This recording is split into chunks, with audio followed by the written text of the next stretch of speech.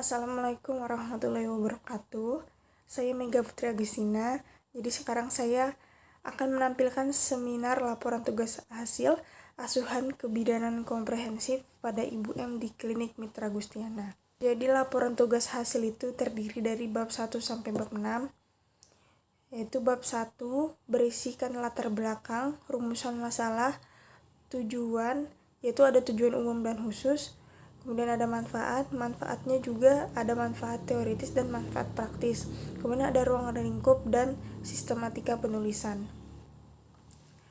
Untuk bab 2 terdiri dari konsep dasar teori dan konsep dasar manajemen. Dan yang di bab 3 ada jenis kerangka ilmiah, lokasi dan waktu, subjek kasus, pengumpulan dan analisis data, instrumen, kerangka kerja, dan etika. 4 itu dokumentasi asuhan kebidanan yang dimulai dari antenatal care, intranatal care, bayi baru lahir, postnatal care, neonatus, dan kontrasepsi. Jadi sekarang saya akan langsung membahas bab 4. Untuk antenatal care, kunjungan yang pertama didapatkan hasil pada Nyonya M usia 30 tahun dengan keluhan nyeri bagian perut bawah dan punggungnya. Kemudian dari anamnesa didapatkan haid terakhirnya tanggal 23 Juli tahun 2020 dan didapatkan hasil untuk taksiran persalinannya tanggal 30 April 2021. Dan ini kehamilan ibu yang kedua.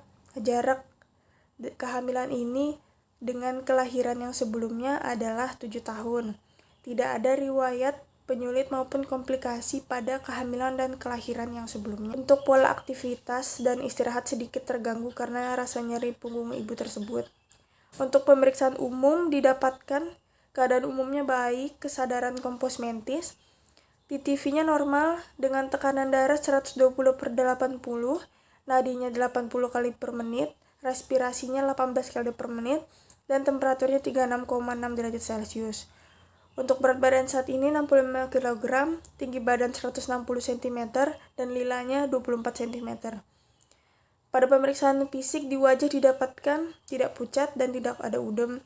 Pada mata sklera putih, konjungtivanya merah muda. Pada payudara, puting susu menonjol, tidak terdapat massa, dan sudah ada pengeluaran kolostrum. Di abdomennya bisa dilihat tidak ada bekas luka operasi dan tinggi fundus uterinya 31 cm. Pada pemeriksaan Leopold 1, pembesaran fundus berada pada pertengahan PX dan pusat. Dan selanjutnya di Leopold 1 teraba bokong. Kemudian di Leopold 2, punggung janin berada pada sisi kiri ibu. Kemudian di Leopold 3, teraba kepala dan kepala janin sudah tidak dapat digoyangkan. Di Leopold 4 didapatkan hasil konvergen. Untuk DJJ-nya 135 kali per menit.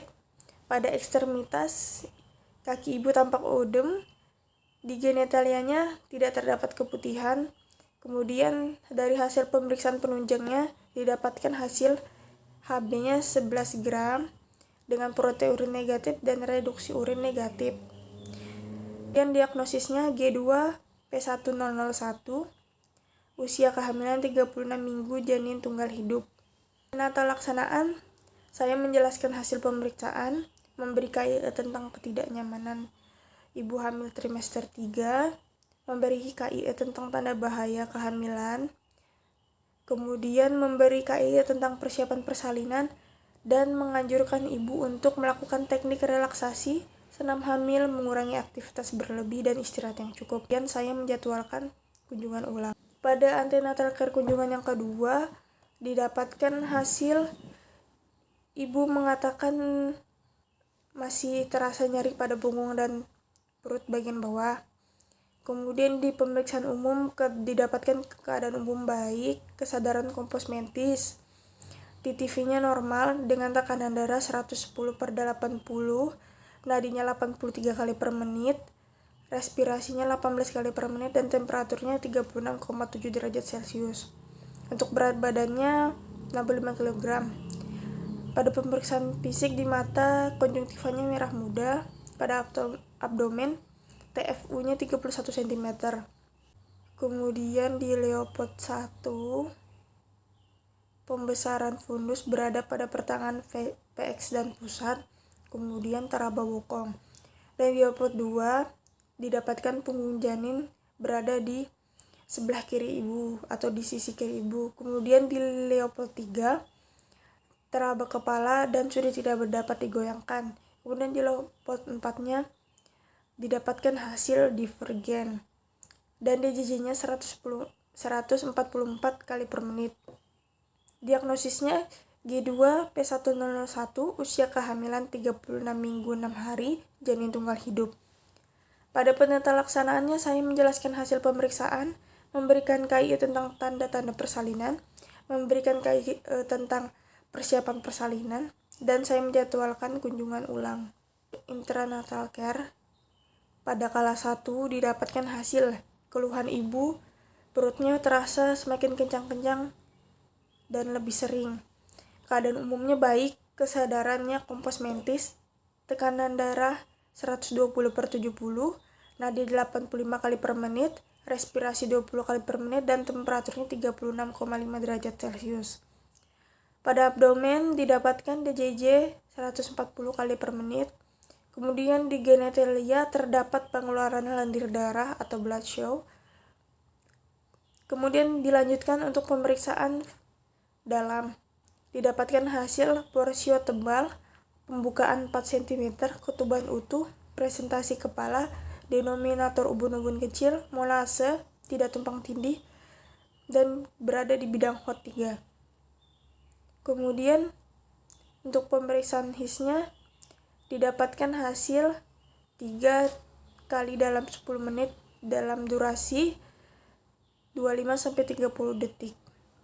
Untuk diagnosisnya G2 P1001, usia kehamilan 38 minggu 5 hari, janin tunggal hidup. Jadi penata laksananya saya menjelaskan hasil pemeriksaan kepada ibu, menganjurkan ibu untuk miring kiri dan melakukan relaksasi nafas saat terjadinya kontraksi, meminta suami untuk memberi dukungan psikologi, asupan makan dan minuman, kemudian memberikan KIE tentang persalinan normal. Selanjutnya saya menyiapkan partuset dan obat-obatan serta perlengkapan bayi, dan mengajarkan ibu bayaran yang baik dan benar. Kemudian melakukan pemantauan HIS dan DJJ selama setiap 30 menit sekali. Kemudian saya melakukan pemeriksaan dalam kembali pada jam 7 pagi.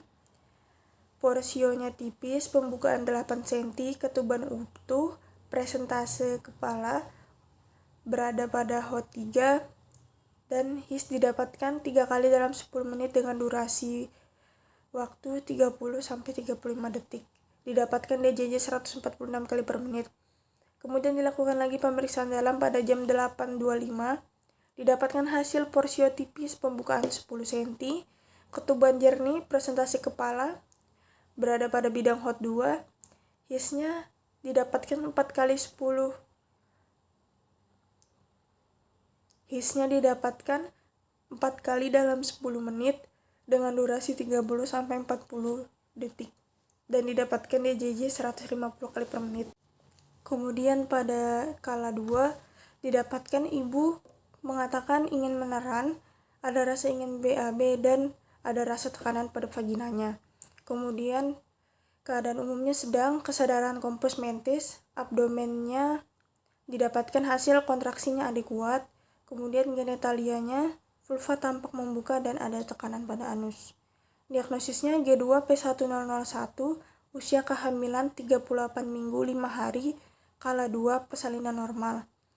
Kemudian penata laksanaannya saya menjelaskan kepada ibu bahwa pembukaan sudah lengkap, memastikan kelengkapan persalinan dan APD, meletakkan kain bersih di atas perut ibu, membimbing ibu untuk meneran, kemudian memeriksa lilitan tali pusat, menunggu bayi, melakukan putaran paksi luar, kemudian melakukan biparietal untuk melahirkan bahu bayi, kemudian melakukan sangga susur untuk melahirkan seluruh badan bayi. Pada kala 3, didapatkan ibu dengan keluhan mengatakan merasa lelah dan mules.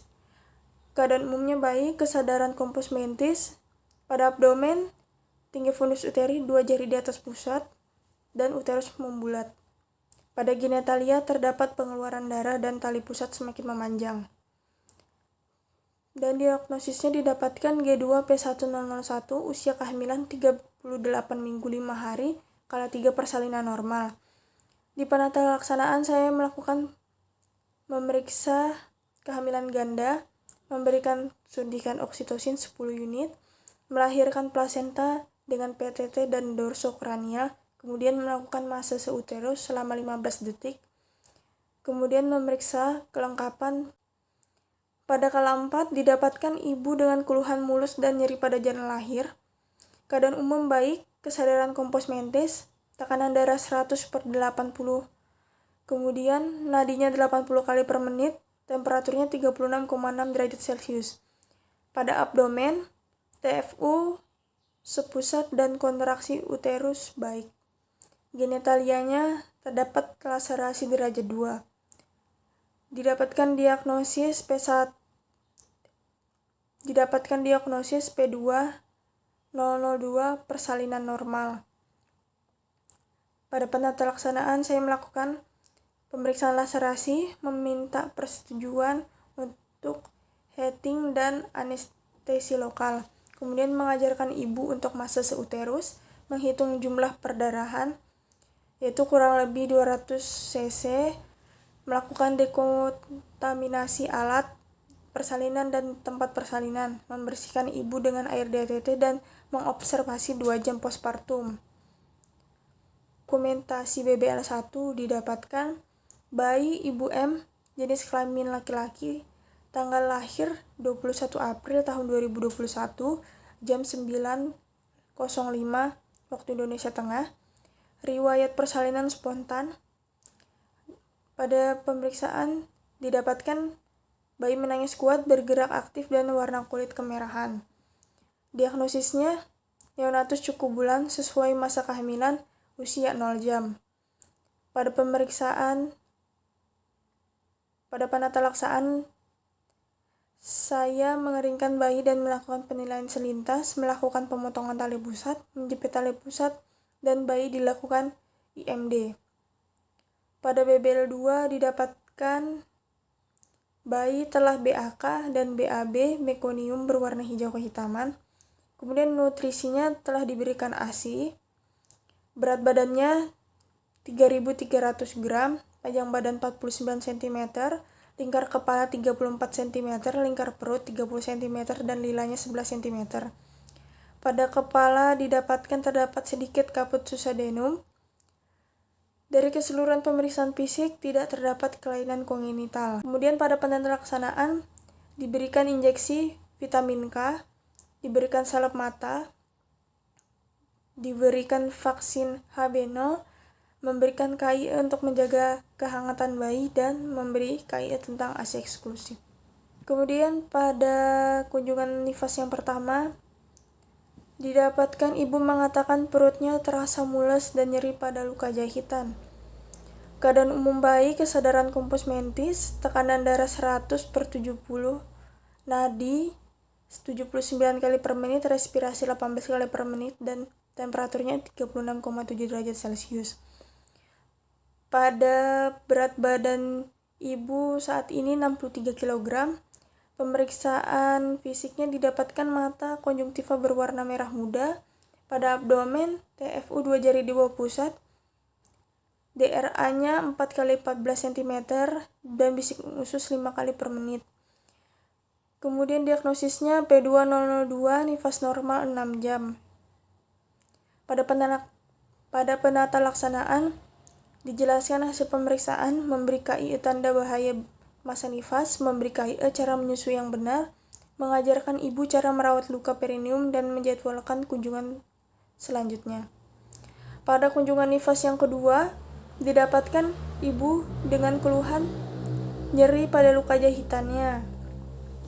Keadaan umum baik, kesadaran kompos mentis, tekanan darah 110/70, nadi 82 kali per menit, kemudian respirasi 19 kali per menit, temperaturnya 36,6 derajat Celcius, berat badan 63 kg, pada mata konjungtiva tampak merah muda, payudara tidak ada pembengkakan, pada abdomen TFU sudah pada pertengahan pusat dan simfisis. Kontraksi baik, DRA-nya 3 kali 11 cm, bising usus 4 kali per menit. Pada genitalia didapatkan hasil tampak lochia sanguinolenta dan tanda reda positif, yaitu approximation atau kerapatan jaringannya belum utuh. Kemudian diagnosisnya P2002 nifas normal 7 hari. Penata laksanaannya menjelaskan hasil pemeriksaan, memberikan KIE tentang vulva higien, dan mengkonsumsi makanan tinggi protein untuk mempercepat proses penyembuhan luka. Kemudian memberikan KIE perawatan payudara, menjadwalkan kunjungan ulang. Pada KF3, ibu tidak ada keluhan, kesadaran kompos mentis, tekanan darah 120/80, nadi 80 kali per menit, respirasi 19 kali per menit, kemudian temperaturnya 36,7 derajat Celcius. Untuk berat badan saat ini 62 kg.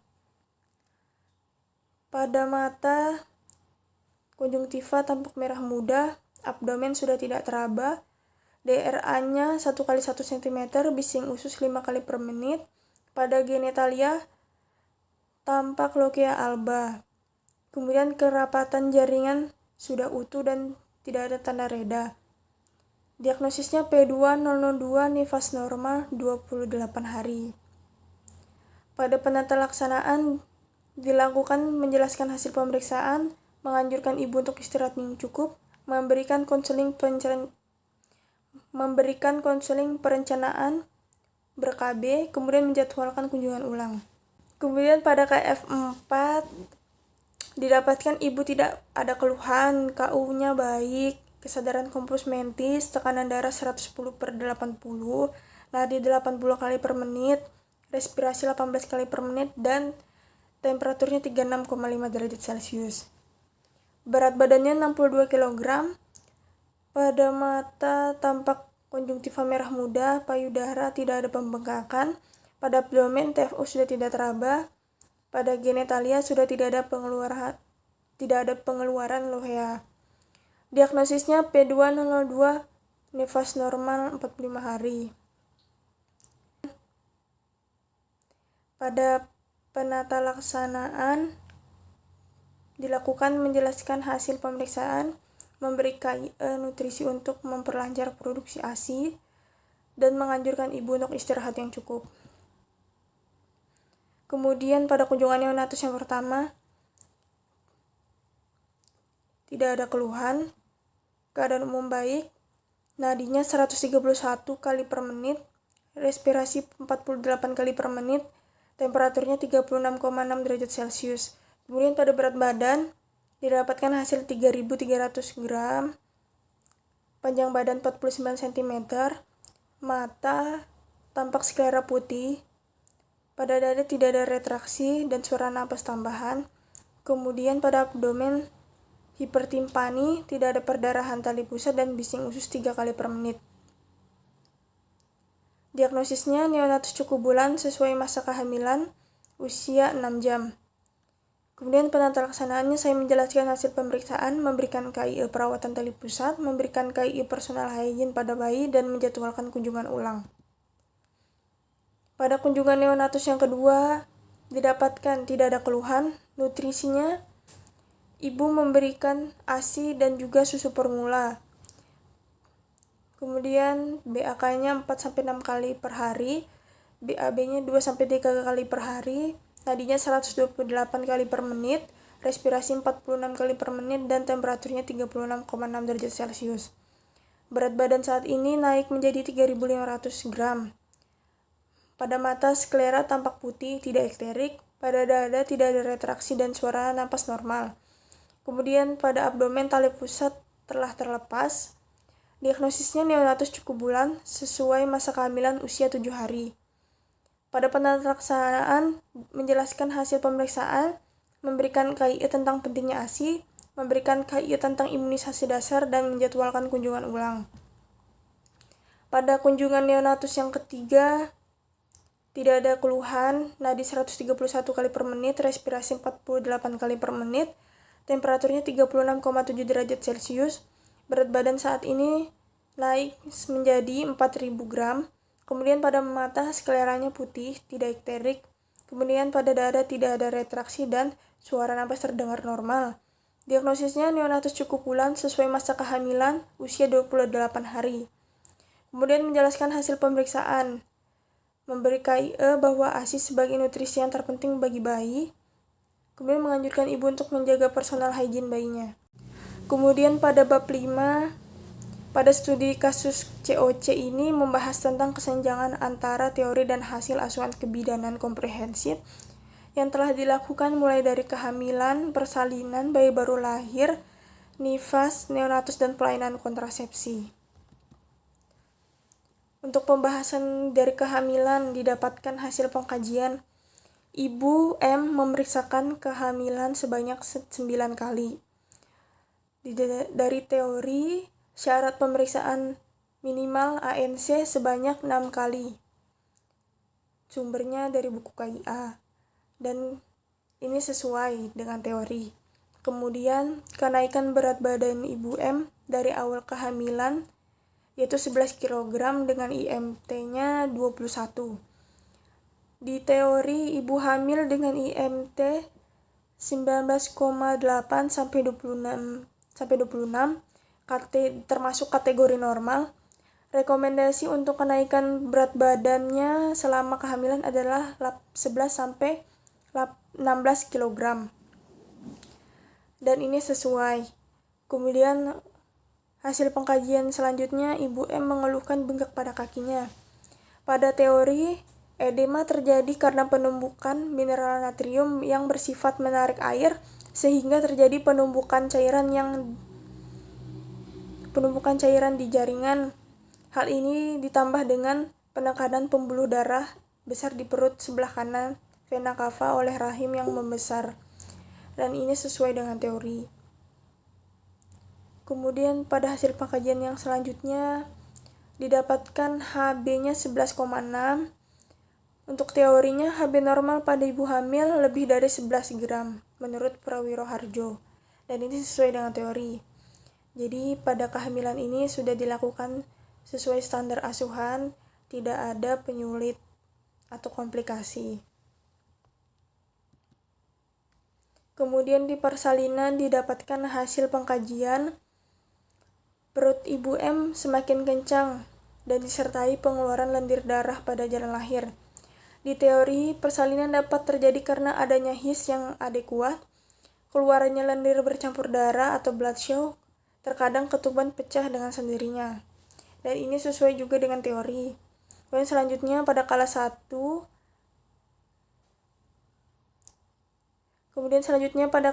fase aktif, Ibu M berlangsung selama 4 jam 30 menit.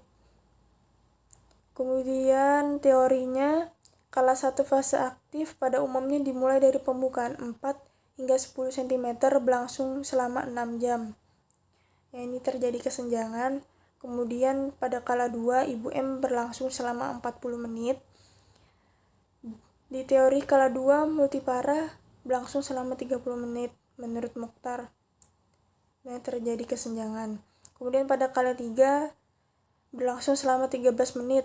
Teorinya pasenta lepas 6-15 menit setelah kelahiran bayi. Dan ini sesuai juga dengan teori. Pada kunjungan nifas, dari hasil pengkajiannya terdapat salah satu tanda reda, yaitu approximation, yaitu kerapatan jaringan. Karena ibu masih takut saat membersihkan daerah kemaluannya. Kemudian untuk teorinya, salah satu faktor yang menghambat penyembuhan luka perineum adalah personal hygiene. Jadi ini kesenjangan. Kemudian kunjungan nifas yang keempat dilakukan pada hari ke-45 dikarenakan ada kendala. Jadi teorinya yang sebenarnya KF4 dilakukan pada 29-42 hari. Jadi ini juga kesenjangan. Kemudian pada neonatus, Ibu M memberikan susu formula pada bayinya. Menurut teori, menyusui secara eksklusif adalah tidak memberi bayi makanan atau minuman lain selama menyusui, kecuali ASI sejak bayi dilahirkan. Hal ini dikarenakan sistem pencernaan bayi masih belum sempurna dan dapat menimbulkan alergi. Jadi ini juga termasuk kesenjangan. Kemudian kenaikan berat badan bayi Ibu M dari berat lahirnya sampai usia 1 bulan hanya 700 gram. Dari teori, KMS merupakan gambar kurva berat badan anak yang berusia 0-5 tahun terhadap umurnya. Kemudian kenaikan berat badan minimal pada bayi usia 1 bulan adalah 800 gram, dan ini juga kesenjangan. Kontrasepsi, Ibu M telah memilih untuk menggunakan kontrasepsi pil progestin. Jadi bisa digunakan sudah setelah 6 minggu pasca persalinan, dan kontrasepsi ini tidak menghambat produksi ASI. Kemudian di bab 6, pemberian asuhan kebidanan yang dimulai sejak kehamilan hingga pelayanan kontrasepsi telah sesuai dengan teori dan dengan melakukan pendekatan menggunakan manajemen 7 langkah Varney dan dokumentasi swab sebagai deteksi dini untuk mengurangi faktor-faktor resiko yang terjadi selama kehamilan, persalinan, bayi baru lahir, nifas neonatus, dan pelayanan kontrasepsi. Terima kasih, seminar dari saya. Kurang lebihnya mohon maaf. Wassalamualaikum warahmatullahi wabarakatuh.